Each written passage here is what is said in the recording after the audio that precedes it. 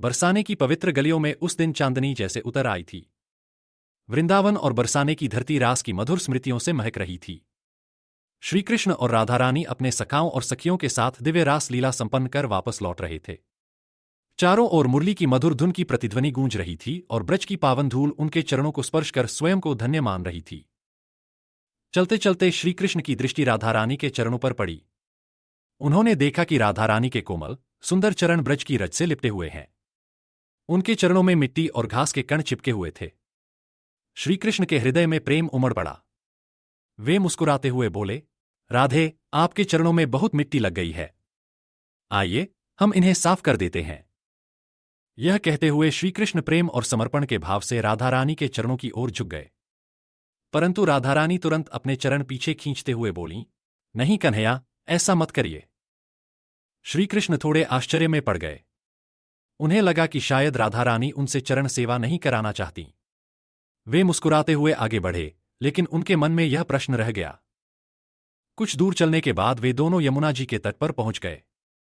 यमुना जी की शीतल लहरें मंद मंद बह रही थीं, मानो स्वयं इस दिव्य मिलन की साक्षी बन रही हों।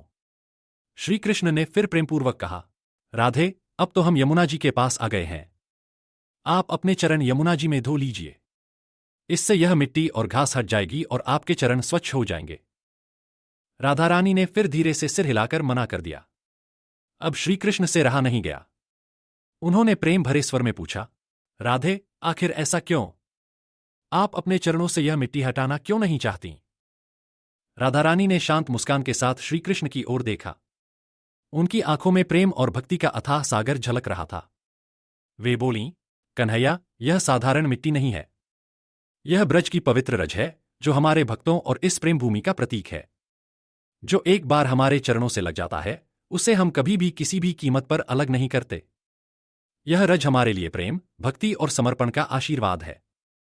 राधा रानी के ये शब्द सुनकर श्रीकृष्ण भाव विभोर हो गए। उनके चेहरे पर दिव्य मुस्कान खिल उठी। वे समझ गए कि राधा रानी के लिए ब्रज की रज केवल मिट्टी नहीं, बल्कि प्रेम और भक्ति का अमूल्य प्रतीक है। उस दिन यमुना जी के तट पर बहती हवाएं भी मानो इस दिव्य प्रेम की गवाही दे रही थीं। ब्रज की धरती, यमुना की लहरें और आकाश के तारे सब राधा कृष्ण के इस अनंत प्रेम को निहार रहे थे।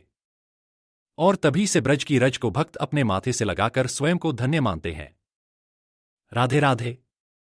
अगर आपको कहानी अच्छी लगी तो कृपया लाइक, शेयर और सब्सक्राइब करें।